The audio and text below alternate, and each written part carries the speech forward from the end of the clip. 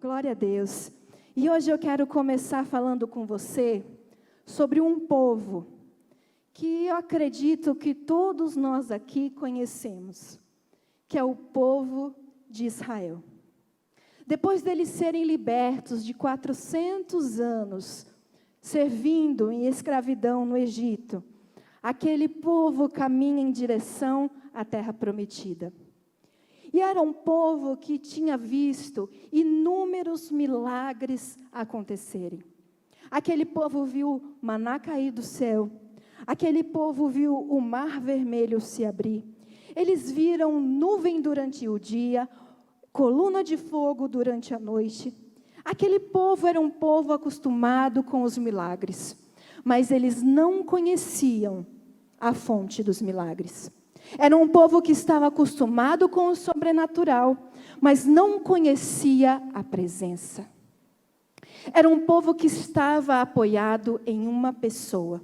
E eu estou falando algo que aconteceu há muitos anos atrás, mas é algo que acontece bem parecido nos dias de hoje, que é a terceirização da presença. Quando nós colocamos as nossas expectativas nas mãos de outras pessoas. Nesse caso, o povo de Israel fazia isso com Moisés.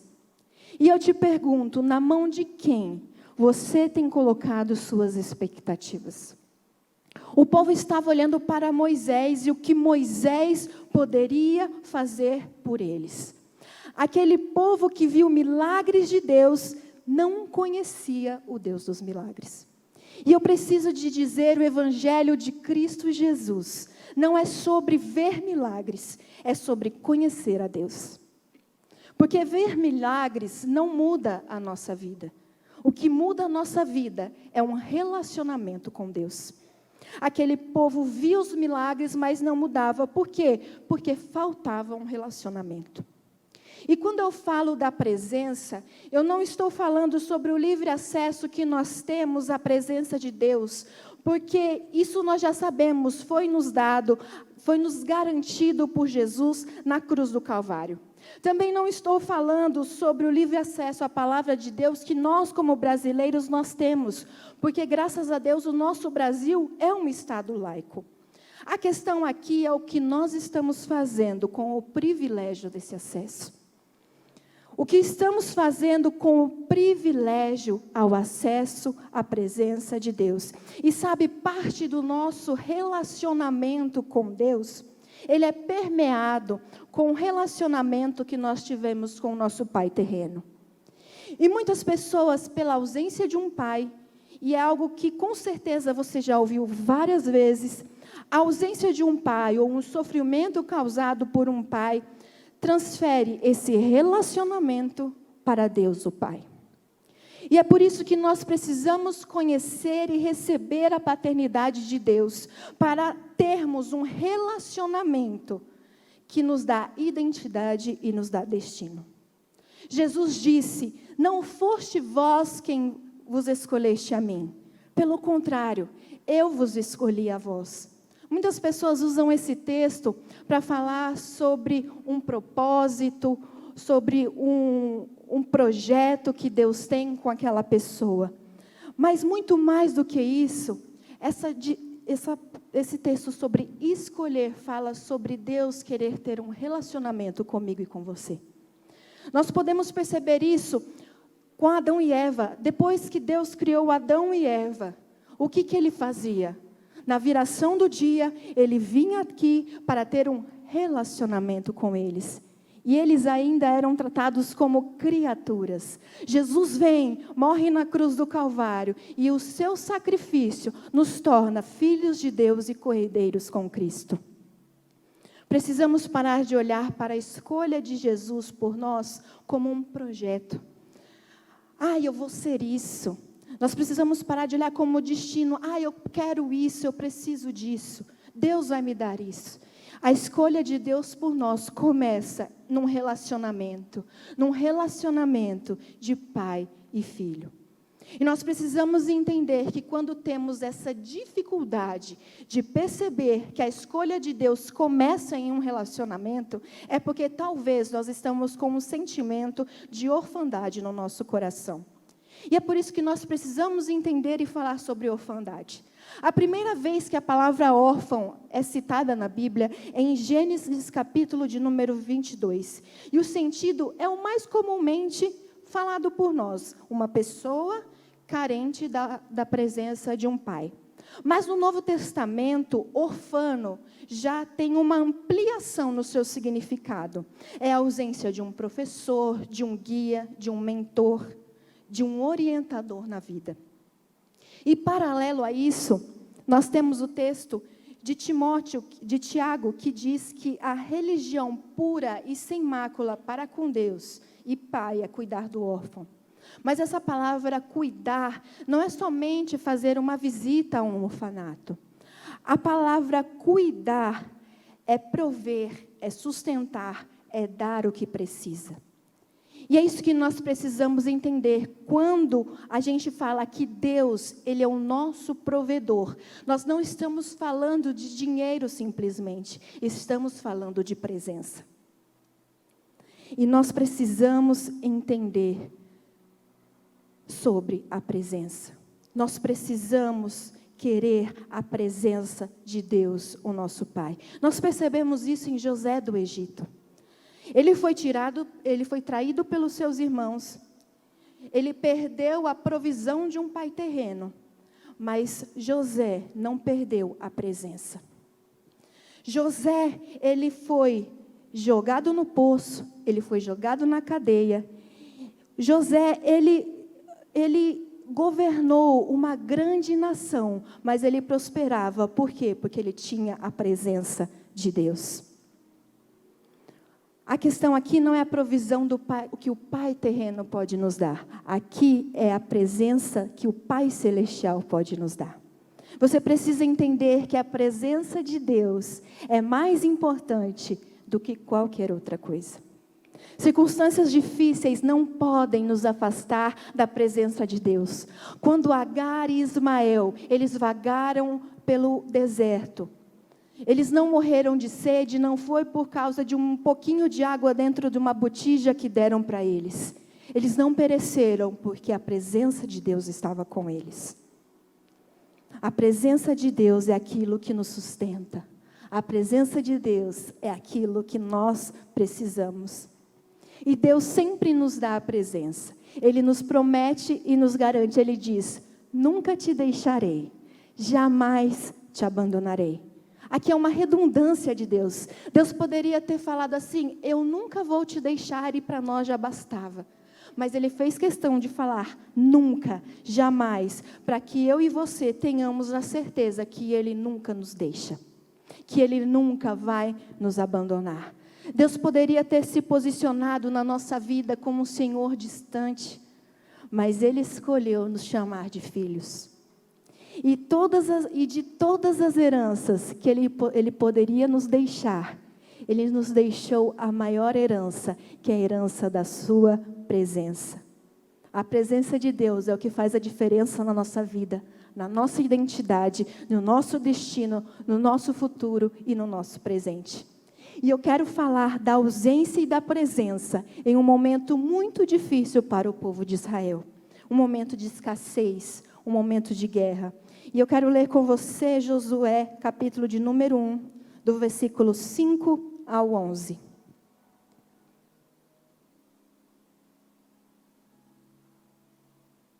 Josué 1, do 5 ao 11. Diz assim: ninguém conseguirá resistir a você todos os dias da tua vida. Assim como estive com Moisés, estarei com você. Nunca o deixarei, nunca o abandonarei. Seja forte e corajoso, porque você conduzirá este povo para herdar a terra que prometi sobre juramento aos seus antepassados. Somente seja forte e muito corajoso. Tenha cuidado de obedecer toda a lei que o meu servo Moisés ordenou a você. Não se desvie dela nem para a direita e nem para a esquerda, para que você seja bem-sucedido por onde quer que andar. Não deixe de falar as palavras do livro da lei e de meditar nelas de dia e de noite, para que você cumpra fielmente tudo o que nele está escrito. Só então os seus caminhos prosperarão e você será bem-sucedido. Não fui eu que ordenei a você? Seja forte e corajoso. Não se apavore nem desanime, pois o Senhor, o seu Deus, estará com você por onde você andar. Assim, Josué ordenou aos oficiais do povo: percorram o acampamento e ordenem ao povo que prepare as provisões. Daqui a 3 dias, vocês atravessarão o Jordão neste ponto para entrar e tomar posse da terra que o Senhor, o seu Deus, lhes dá. Neste texto aqui, está tudo mudando.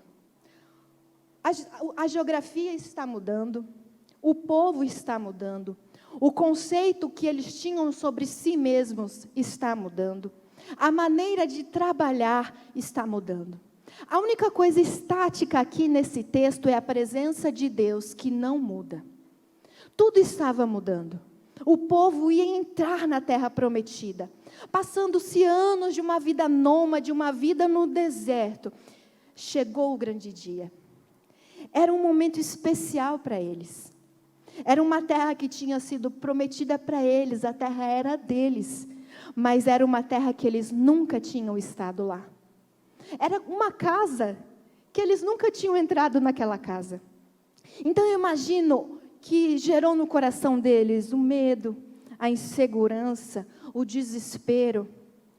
E no meio de tudo isso, ainda tinha um agravante. Moisés tinha morrido. Eles estavam sem um líder para esse futuro. E nós vemos em Deuteronômio, capítulo de número 34, versículo 8, fala assim: os israelitas choraram Moisés nas campinas de Moabe durante 30 dias, até passar o período de pranto e luto. Eles choravam. Eu acredito que era necessário chorar a morte de Moisés. Moisés não era um mero mortal igual eu e você. Moisés era um grande líder. Deus disse que com os outros profetas ele falava por meio de visões, mas com Moisés Deus falava face a face. Foi Moisés que liderou aquele povo por 40 anos, que fez o mar se abrir, que orou e o maná caiu do céu. E agora Moisés morreu. E eu fico imaginando o que ficou passando na cabeça daquele povo. O que será que vai ser da nossa vida agora sem Moisés? Quem somos nós sem Moisés? Qual a nossa identidade sem Moisés? O primeiro erro que nós cometemos quando nós perdemos Moisés, é a vitimização. O texto diz que eles só choraram. Tem algum problema chorar, pessoal? Tem algum problema chorar? Não. Mas eles não fizeram nada além de chorar. Eles choraram por 1 mês. Sim, eles poderiam chorar, mas o texto está aqui dizendo que eles não fizeram nada além de chorar. E Deus, ele chega e fala assim: tá bom, já chega. Vamos parar de histeria, Moisés morreu, mas assim como eu fui com Moisés, eu sou com vocês. Sejam fortes e corajosos. Deus, ele é tão bom que ele nos dá as duas coisas. O nosso Deus, ele nos dá assim o tempo de chorar. Ele fala: não, tá bom, fica aí. Chora. 1 mês? Chora 1 mês. Mas Deus também, depois de 1 mês, ele diz assim: eu dou o tempo do choro, mas eu não dou o tempo da vitimização. Levanta, vamos embora. Deus está olhando para mim e para você e está dizendo: eu te dou o tempo do choro, mas eu não te dou o tempo da vitimização. Levanta, porque assim como fui com Moisés, assim serei contigo. Seja forte e corajoso. A gente vai precisar se livrar da vitimização. A gente vai precisar, às vezes, levar um chacoalhão de Deus para a gente prosseguir.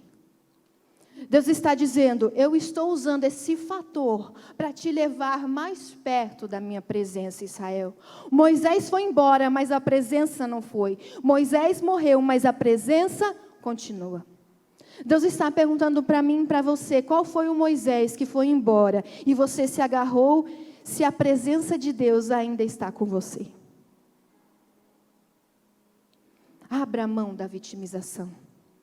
O povo de Israel precisou abrir mão da vitimização, mas eles também precisaram abrir mão do medo. Além do choro, eles eram especialistas em temer, é ou não é? Era um tempo de mudanças, e mudança é uma coisa boa, é ou não é? Mas pode gerar um pouquinho de medo. Pode ou não pode? Pode gerar insegurança, incerteza. E eu fico imaginando Josué pensando, e agora? Moisés morreu, estou sozinho, estou frito. Sabe, na nossa vida, quando a gente se vê como Josué, quando tudo na nossa vida se desestabiliza, quando aquilo que a gente tinha não tem mais, quando o nosso futuro que era certo já não é mais, e aí a gente começa a conhecer quem é o Senhor. É aí a gente conhece o poder da presença de Deus. É aí que a presença de Deus se manifesta. Se você não tem mais o teu Moisés, se o teu Moisés morreu e tudo o que sobrou foi você e Deus, é agora que você vai começar a provar da melhor experiência da sua vida. Foi exatamente o que aconteceu com Josué. Eles tinham perdido Moisés, e nós podemos perder tudo, tudo pode mudar, mas nós nunca vamos perder a Deus, pois o nosso Deus é o mesmo ontem, o nosso Deus é o mesmo hoje, e o nosso Deus vai ser o mesmo para sempre. Você pode estar em um novo emprego, a presença de Deus está com você. Você pode ter acabado de se casar, a presença de Deus está com você. Você pode estar passando por um momento de enfermidade na sua vida. A presença de Deus está com você. A presença não te abandona. A presença está conosco. O que eu faço para seguir em frente quando o medo chega? Eu me agarro àquilo que é absoluto em meio às variáveis. Deus. Você precisa abrir mão do medo. E o apóstolo Paulo disse a Timóteo, porque Deus não nos deu espírito de medo, de covardia, mas de poder, de amor, de moderação. O que o apóstolo Paulo estava dizendo com isso para Timóteo? Ele estava dizendo, o que Deus faz é nos dar um espírito que não funciona sobre o medo. Deus nos dá um espírito que pensa, que sente, que age a partir do amor, a partir da coragem, a partir da ousadia, a partir da moderação. O povo estava com medo? Sim, estava. Porque o texto diz que para entrar naquela terra, eles iam ter que enfrentar gigantes, e gigante dá medo, sim ou não? Deus poderia ter dado uma terra de pessoas comuns ali para eles enfrentarem? Poderia. Por que será que Ele não fez isso? Porque Deus, Ele está ensinando para a gente que a promessa que Ele nos dá não é firmada naquilo que a gente pode fazer, nos nossos dons, nos nossos talentos, nas nossas habilidades, mas para acessar a promessa nós vamos precisar da presença. E a presença é aquilo que vence o medo. Então aquele povo estava para acessar uma terra de gigantes. E aí vem Deus e dá uma palavra para Josué: seja forte e corajoso. Quando nós estamos desfalecendo, Deus vem e dá uma palavra para a gente. Deus diz: seja forte e corajoso, porque a verdadeira força é depender de Deus. Em um tempo de mudanças, em um tempo onde a ausência pode causar o desespero, a presença de Deus é o que nos traz segurança. Mas a gente também aprende que em um tempo de escassez, a ausência pode causar inferioridade, mas a presença nos lembra a nossa verdadeira identidade. No versículo 6 e 7 de Josué 1 diz: seja forte e corajoso, porque você conduzirá este povo para herdar a terra que prometi sobre juramento aos seus antepassados. Somente seja forte e muito corajoso. Tenha o cuidado de obedecer a toda a lei que o meu servo Moisés ordenou a você. Não se desvie dela nem para a direita e nem para a esquerda, para que você seja bem-sucedido por onde quer que andar. Presta bem atenção. O povo estava vivendo a maior escassez que eles poderiam viver, que era a escassez de um líder. Era a escassez de alguém que falasse para eles: vamos para cá, vamos para lá. E para você entender a relação de Moisés e Josué, a relação deles era como de um professor e de um pupilo. Moisés ensinou Josué. Moisés trabalhou em Josué. Passou para ele sabedoria, capacidade, desenvolvimento. E o que Josué tinha? Josué tinha força e vigor. Ele era jovem. Então eu imagino que essa relação era praticamente de mutualidade. Moisés passava a sabedoria para Josué e Josué dava força e vigor para Moisés. Nós vamos entrar na terra. Nós vamos entrar na terra, Moisés. Mas vamos falar a verdade, não é fácil ser pupilo, não é? Ainda mais se a gente tiver um mestre como Moisés. E a ausência pode gerar uma inferioridade. Josué poderia pensar: quem sou eu sem Moisés? E a gente vai precisar abrir mão da comparação. Em Êxodo, capítulo de número 4, versículo 17, fala assim: e leve na mão esta vara, com ela você fará os sinais milagrosos. A vara, ela era um instrumento do pastor. Era um instrumento de autoridade, era um instrumento visível da liderança de Moisés. Em primeira instância, a gente pode dizer aqui que a vara de Moisés era um instrumento do próprio poder de Deus. Porque Deus usou aquela vara para mostrar para o próprio Moisés que ele era o Deus dos hebreus. Deus usou aquela vara para mostrar a superioridade dele sobre os deuses do Egito, quando fez aquela vara se transformar numa serpente e aquela vara comeu a serpente dos outros magos. Aquela mesma vara, Deus usou para dar a Arão e à tribo de Levi o sacerdócio. Então a vara de Moisés não era qualquer coisa. Era o símbolo físico do poder e da autoridade. E aí quando acaba a liderança de Moisés, e Deus chama Josué, Deus dá o que para ele? Deus não dá nada. E por quê? Com Josué é tudo diferente. Se Josué precisasse da vara para cumprir o propósito dele, Deus teria o dado. Deus não deu porque o povo de Israel precisava entender que para entrar na terra prometida agora não precisava de vara, precisava da presença. Só da presença. Você não precisa de outra coisa. Se você não tem uma vara, você só precisa da presença. Você precisa aprender que a presença é tudo o que você precisa. Mas infelizmente, às vezes a gente quer o cajado do outro, né? Qual o cajado que nós estamos olhando, que nós não temos e estamos perguntando: Deus, por que não tem um cajado na minha mão? Temos que ter muito cuidado com a comparação, porque a comparação, ela é uma balança regulada no inferno. Não importa quanto pesa, você nunca vai sair ganhando. Sempre vai sair perdendo em alguma coisa quando você se compara. E é lindo ver que Josué, ele não fez isso. Josué não se deixou paralisar porque não tinha uma vara. Ele sabia que ele tinha a presença de Deus. Porque Deus usa a nossa singularidade. Porque pensa, com Moisés ele tirou a água da rocha com a vara. Ele abriu o mar vermelho com a vara. E com Josué? Com Josué foi diferente. Com Josué as muralhas caíram com o quê? Com grito. Para passar no Jordão ele só precisou colocar o quê? O pé.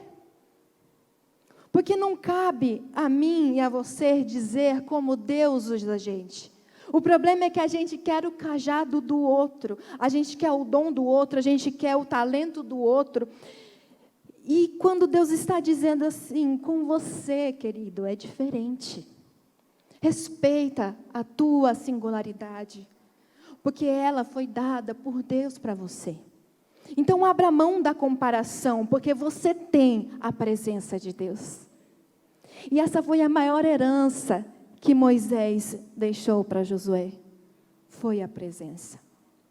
Porque Moisés, ele expunha Josué à presença de Deus. E Josué tinha essa consciência.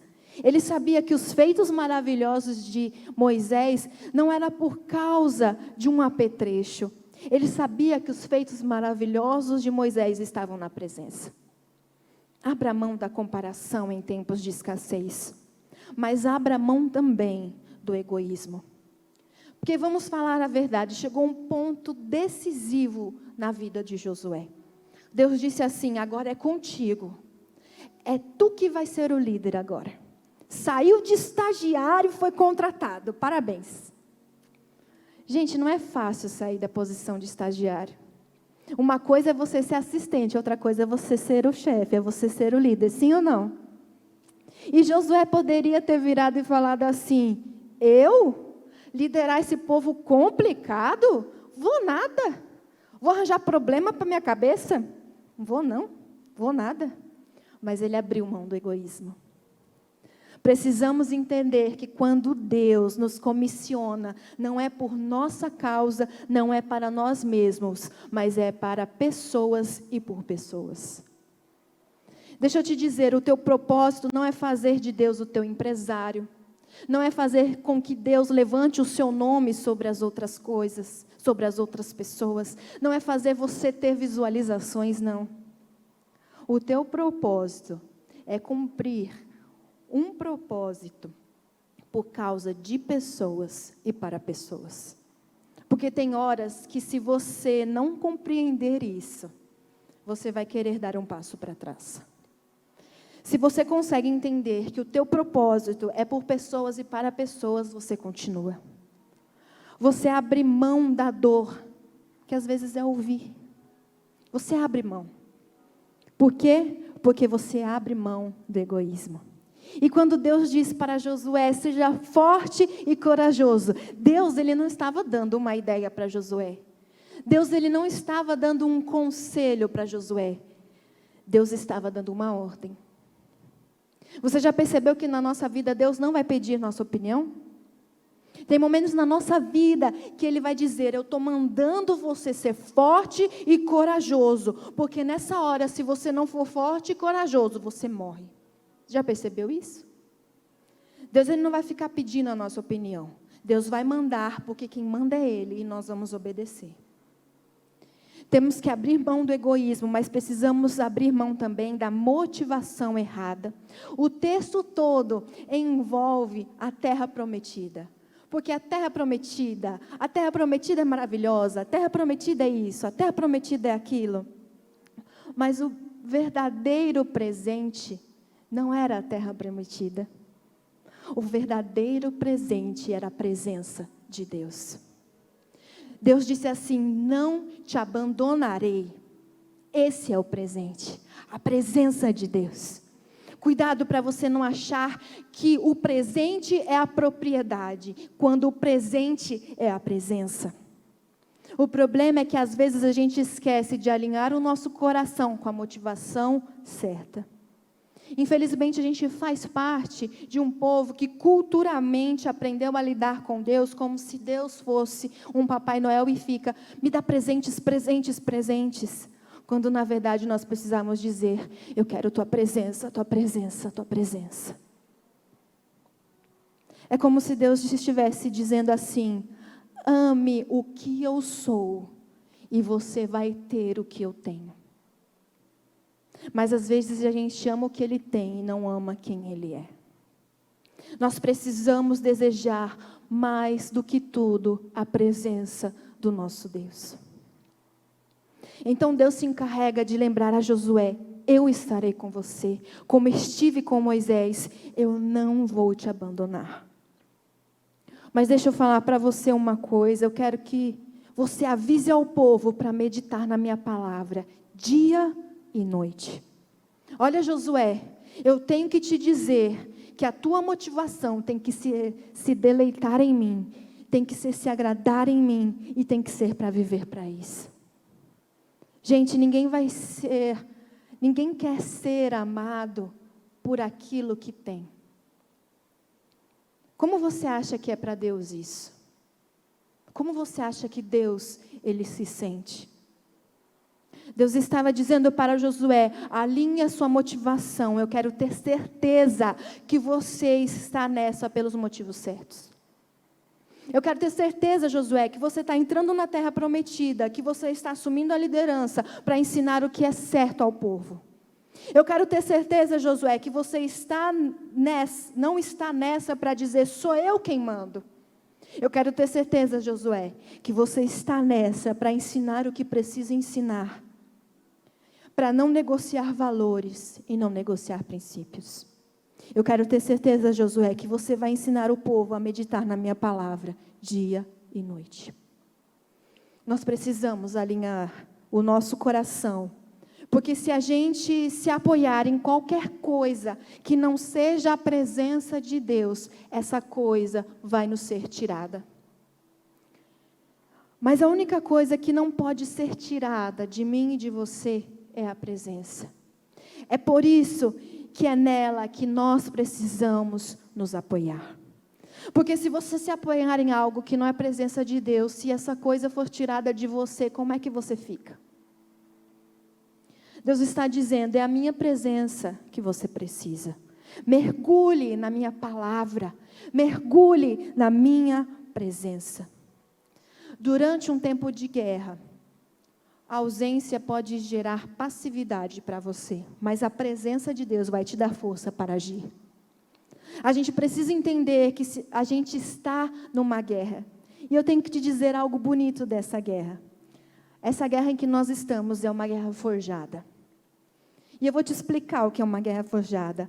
É quando você sobe no ringue já sabendo o resultado. Você só perde por WO. Você só perde se você não comparecer, porque é Deus quem luta as suas guerras. Então você já venceu. Você só não vai vencer se você não subir no ringue. Quem luta as minhas guerras é quem? É Deus. E o que eu faço? Eu compareço. O que eu faço? Eu me posiciono. O versículo 10 de Josué 1 fala, assim Josué ordenou os oficiais do povo. Quando Deus comissiona a Josué, ele não pergunta, Deus, tem certeza que essa ligação era para mim? Tem certeza, Deus, que sou eu? Ele perguntou isso? Às vezes a gente pergunta isso para Deus, pergunta ou não pergunta? Ele simplesmente recebeu a orientação de Deus e ele se posicionou. Nós precisamos entender que a nossa luta com Deus só é perdida por WO. Vamos precisar subir e nos posicionar. E o campo de batalha não é lugar de choradeira. Você já viu algum soldado chegar para o adversário e falar assim, por favor, não me mata não. Você já viu isso? O cara está com a arma na cabeça, não me mata. Lugar de guerra não é lugar de choradeira. Lugar de guerra é lugar de posicionamento. Tem guerras que você vai precisar parar de chorar e ir para cima. Você tem que se posicionar. Foi isso que Josué fez, ele foi para cima. O texto diz que quando ele deu ordens, ele mandou que o povo preparasse, que o povo buscasse comida, porque eles iam sair em viagem para a terra prometida. E você percebe a diferença entre Moisés e Josué? Moisés, ele orava pedindo, Senhor, manda comida do céu para esse povo. Josué fez o quê? Vai vocês. Prepara lá a comida que a gente vai sair de viagem. Pode fazer. Deus usa cada um de uma forma diferente. Quando Deus ele manda um maná, Ele não manda o maná na boca. Ele manda no lugar disponível para a gente pegar. O maná caía na frente da tenda do povo. Era Deus dizendo, tem horas que você vai ter que se levantar e você vai ter que pegar. Se posiciona. Eu não jogo a comida na tua boca, não. Levanta, vai lá e pega. Josué teve posicionamento, mas ele também teve propósito. Moisés morreu, mas o propósito não morreu. Deus estava falando para Josué: Moisés morreu, mas agora é contigo. Bora, vamos lá. E na vida da gente também é assim. Deus, Ele vai dizer: agora está na sua mão. O que você vai fazer agora? Você vai abraçar o propósito ou não? Quando Deus quer cumprir um propósito, Ele não precisa de nada. Mas Ele usa jumento, Ele usa pedra, Ele usa peixe, Ele usa pão. Ele usa gente que fala bonito, Ele usa gente que fala feio. Não é sobre personalidade, é sobre propósito. Não é sobre nenhum de nós, é sobre algo maior. É sobre uma guerra que, para sobreviver, a gente vai ter que abraçar o propósito. Eu quero convidar você a ficar de pé nessa hora, em nome de Jesus.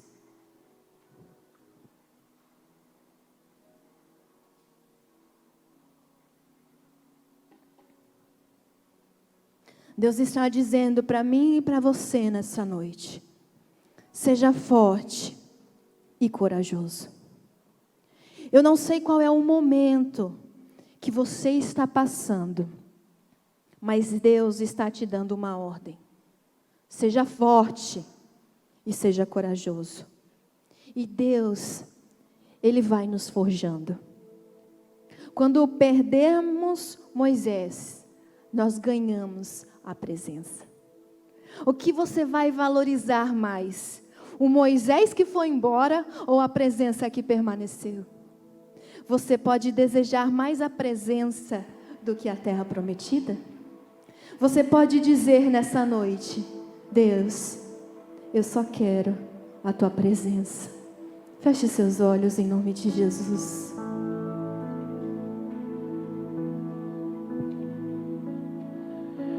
Estou te esperando aqui. Eu já fechei a porta, pode vir. Estou te esperando pra fazer o que tens que fazer.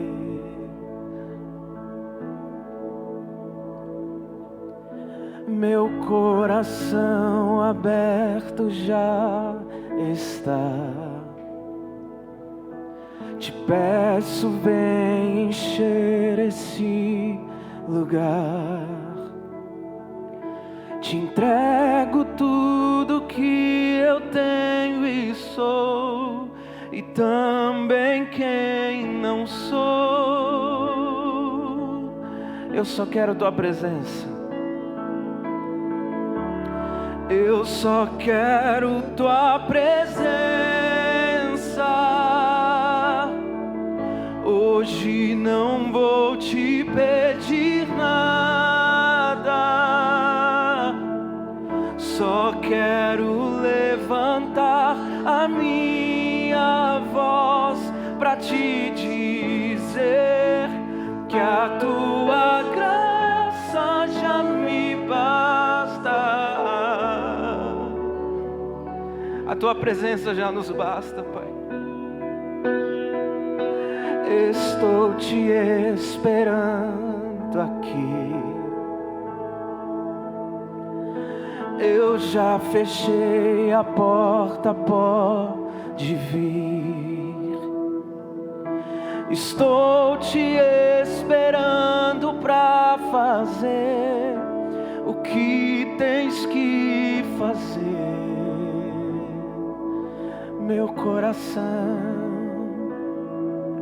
Meu coração aberto já está.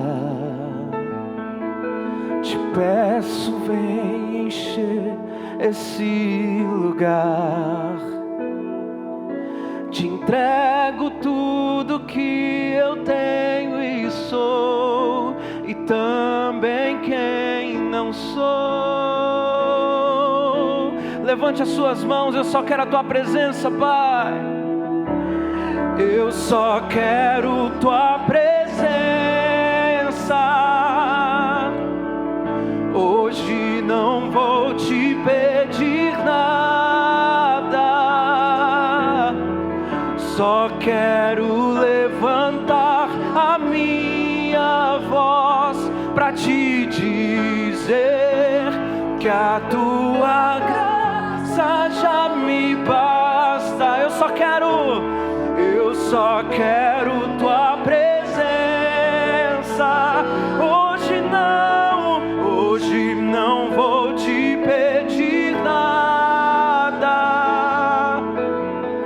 só quero levantar a minha voz para te dizer que a tua graça já me basta. Eu só quero tua presença. Hoje não vou te pedir nada, só quero levantar a minha voz para te dizer que a tua graça já me basta. É isso que nós queremos, Pai. Nós queremos a tua presença sobre as nossas vidas, Pai. Nada mais importa, Pai. As coisas desse mundo, Pai, nada nos importa, Deus. O que importa é que a tua presença esteja dentro de nós, que nós estejamos, Pai, caminhando juntamente com o Senhor, Pai. Que os nossos passos não sejam passos fora da tua palavra, que os nossos passos, Pai, seja, Senhor Jesus, aquilo que o Senhor traz através da tua palavra, Deus. Que nós sejamos, Pai, pessoas com o coração quebrantado, pessoas com o coração, Pai, onde a semente cai e ela dá fruto, Espírito Santo, 30, 60, 100 vezes mais, Pai, do que aquilo que foi semeado, Deus. Pai, nós queremos, Pai, viver, Pai, os teus propósitos, Deus. Queremos sim, Pai, viver as tuas bênçãos, Pai, mas isso não é o mais importante, Pai. O mais importante é aquele que está por vir, que é o Senhor. O mais importante é Jesus.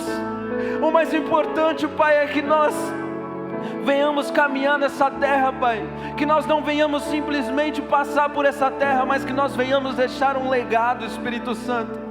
Que nós sejamos, Pai, agentes de transformação nessa terra, Pai. Pessoas, Pai, usadas por Ti, Pai. Pessoas, Pai, totalmente lavadas, remidas no Teu sangue, Pai. Pessoas obedientes, pessoas sinceras, Pai, a esse amor que o Senhor traz a nosso favor, Deus. Espírito Santo, nós queremos, Pai, retribuir esse amor, Pai. Que o nosso amor pelo Senhor seja um amor incondicional, um amor que independe, Pai, se as coisas estão indo bem, se as coisas estão indo mal, que independe de qualquer circunstância, Pai. Nós entendemos que tem alguém que está no nosso barco, Pai, que apesar de estar dormindo, Pai, é simplesmente para nos mostrar que está no controle, que tudo vai dar certo, Pai, que tudo vai cooperar para o bem, Pai, daqueles que amam o Senhor, Deus. Que o nosso amor seja esse, Espírito Santo. José não ficou reclamando se ele estava na prisão, se ele estava no buraco, não, Pai, ele entendia que a presença do Senhor estava sobre ele, Deus, e por isso ele viveu aquilo que o Senhor tinha para a vida dele, Deus. E nós queremos viver, Pai, a Tua presença, Deus. Queremos viver, Pai, os Teus propósitos. Queremos, Pai, Espírito Santo, venha sobre a vida do Teu povo, Pai. Que a Tua presença venha estar na nossa vida, que a Tua presença venha estar na nossa casa, no nosso lar, Deus. Que a Tua presença, Pai, venha alcançar, Pai, aqueles que estão perdidos, Deus. E, Senhor, que nós sejamos essas pessoas, Pai, que levarão a Tua palavra, Pai. Porque nós não estamos aqui à toa, Deus. Se o Senhor nos trouxe a esse mundo, Pai, é para nós exercermos, Pai, o nosso ministério, e cada um de nós aqui temos um ministério, o ministério de levar a Tua palavra, Pai. Nós somos a Tua igreja, nós somos o sal dessa terra, nós somos a luz para esse mundo, Espírito Santo. Que a Tua presença venha ser refletida através das nossas vidas, Pai. Que nós venhamos, Pai, sempre estar meditando na Tua palavra de dia e de noite, Deus. Que nós venhamos, Pai, sempre estar construindo uma intimidade maior com o Senhor, Deus. É isso que nós queremos, Pai. Que o Senhor fale conosco assim como o Senhor falava com Moisés, Pai. Que o Senhor fale conosco face a face, Deus. Que o Senhor converse conosco, Pai. Que a Sua voz, Pai, seja uma voz audível, Deus. E que nós possamos entender, Pai, a Sua voz, Pai. Que nós não venhamos escutar a voz do medo, a voz das frustrações, as vozes das dificuldades, não, Pai. Que venhamos escutar a Sua voz, Pai. E é o que nós queremos, Pai. A Tua presença, a Tua presença, a Tua presença sobre as nossas vidas.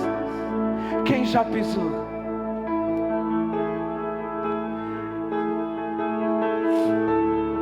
Eu só quero Tua presença. Declare isso. Hoje não vou te pedir nada, só quero levantar minha voz pra te dizer que Tua graça já me basta. Eu só quero Tua presença. Hoje não vou te pedir nada, só quero levantar a minha voz pra te dizer que a Tua graça já me basta. Senhor Jesus, muito obrigado, Pai, pela palavra que o Senhor trouxe aos nossos corações, Pai. Obrigado, Senhor Jesus, pelos direcionamentos que o Senhor tem trazido para nós, Pai. Obrigado por nos usar, Espírito Santo. Obrigado, Senhor Jesus, pelo povo, Pai, que o Senhor trouxe à Tua casa e que o Senhor irá trazer, Pai. E que nós sejamos pessoas, Pai, usadas por Ti para trazer mais pessoas, Pai, para provarem dessa presença maravilhosa, Pai. Para provarem, Pai, de uma vida com o Senhor, Pai. Aonde o que mais importa, aonde a prioridade dos nossos corações é o Senhor. Em nome do Senhor Jesus. Amém. E graças a Deus. Vamos aplaudir ao Senhor. Glória a Deus.